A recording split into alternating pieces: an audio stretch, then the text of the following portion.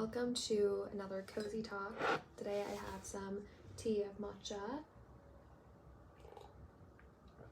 Also the weather is a little bit gloomy, but that's okay, it adds to the vibe. It adds to the moody vibe. Oh. Okay, so based on this title, right, I'm sure you, like, walking into this video with your own perceptions as you will, right, obviously, and I think a lot of people are on both sides, genuinely. I think there are good arguments on both sides, and I kind of had a conversation with ChatGPT the other day about this, and I don't know, this topic really intrigues me because, like, based on my experiences in life, I was, raised in a South Asian country for a little bit, and then I moved to the States, but in South Asia, a lot of people have so much faith and belief in, like, astrologers and psychics and all that. And I remember, like, when I was a year old, maybe 2 months, I don't know, somewhere around that time frame, 2 months to a year. So when I was like an infant, I was taken to, like, this astrologer, and he was, like, predicting my my fate and my future, and he, like, put me in this little, like, cradle, and he was saying all sorts of random things. But at that time, right, like, my parents both were teachers, and they had no intention of moving to the States. And he goes, well, yeah, she's going to study in the States, like, she's going to be in the States, like the United States. And my parents were really confused, and my dad was extremely angry. He was like, why are you saying this? Like, you're so wrong, because they had no intention of moving, right? They were, like, content with their life. And then things kind of, like, played out, and it's crazy. And also the astrologer was stating how, like, I was gonna be, like, overconfident and, like, flunk in math, and I didn't do well in math. I got a bad grade in, like, 11th grade, and my mom would remind me, and she'd be like, yeah, he did say that. And part of me thinks maybe because I am learning about, like, your subconscious mind and beliefs. I love Joe Dispenza, and I love psychology and neuroscience and all of that. Part of me thinks, well, maybe because this astrologer said these sorts of things and my mom and dad listened to it, and even though they didn't consciously think of it, was it, like, in their subconscious mind the entire time, and that's why things are playing out the way he did. But then also that means, like, an astrologer can say anything random. Like, did they just make it out of the blue? And recently, though, I was listening to a podcast by the psychiatrist Dr. K. So Dr. K was on this podcast, and he was talking about something so incredibly insightful. And he's a psychiatrist, and he was a monk. He went to India for a bit, and he's very aware of, like, the Western and Eastern philosophies and medicine and all of that.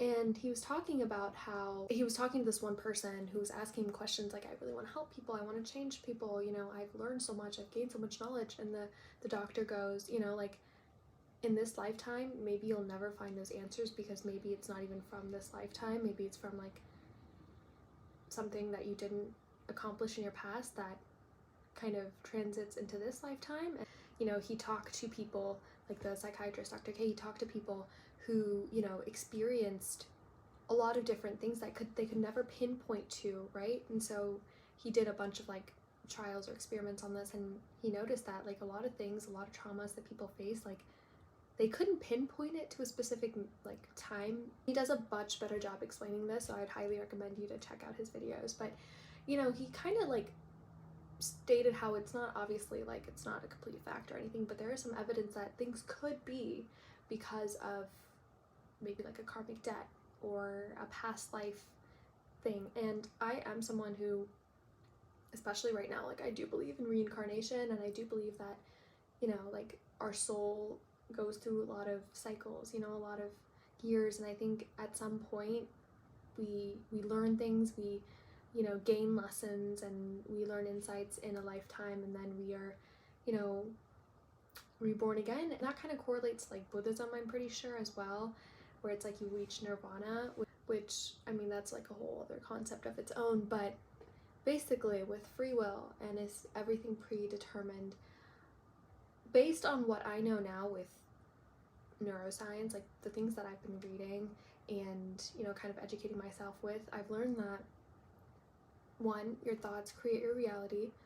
I completely wholeheartedly believe in that. Something that really sticks with me is that your personality is your personal reality, right? Personality, personal reality.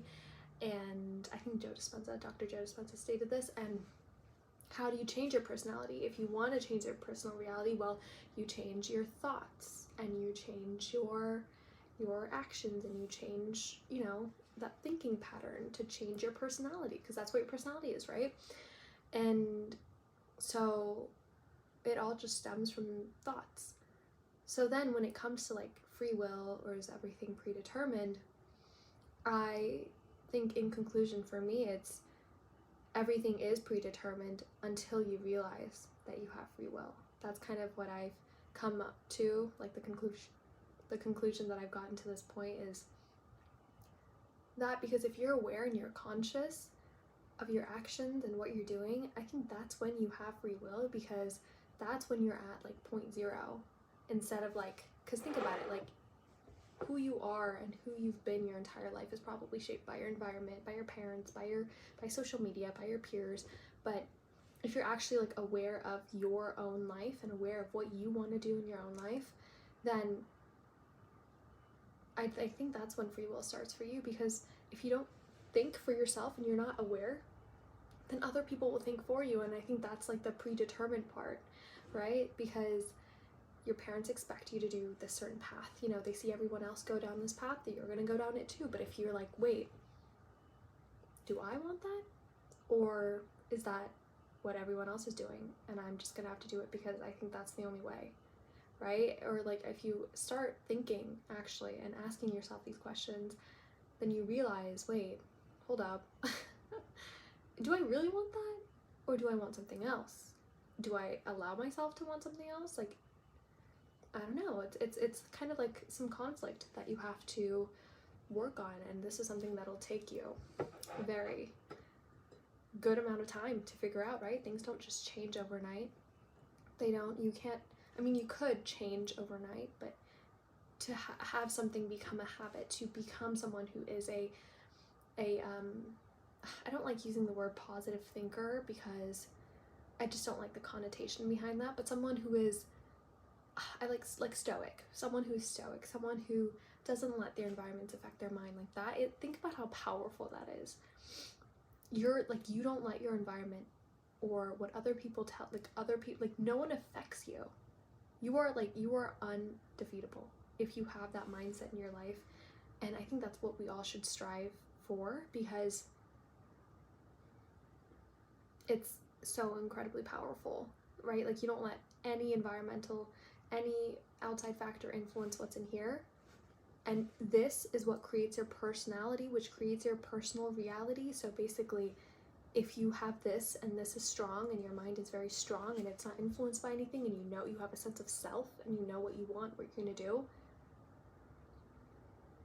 that's the most powerful path. And I think that is the path to success. And I know that's a really bold statement, but that's based on what I know now. And I also want to give myself grace and give you grace for saying things sometimes, and 5 years down the line, 2 years down the line, you look back and you're like, wait, I didn't know much. So what you know now can always change, right? Like, who I am, maybe even next week, maybe next year, could be a whole entirely new person. And that's okay. That's what being human is, right? We have to accept and embrace change. But yeah, let me know what you think if you've ever pondered on this topic, and maybe my explanation didn't cut it out for you. Maybe you liked what I had to say. Maybe you disliked what I have to say. It's your own perception of my words. And yeah, the biggest thing is not letting external things affect your internal mind, and that takes time and takes discipline and takes patience. But it's one of those things where if you do it daily, you ought to just be a stoic, right? Like, if you don't brush your teeth every single day, you get cavities, right? That's why you brush your teeth. We like, if you don't tone your body and you don't do workouts, you're not going to get abs, you're not going to get muscles. If you don't eat healthy, you're not gonna, you know, feel good. It's like these daily things that compound, and that's the biggest thing that I've noticed.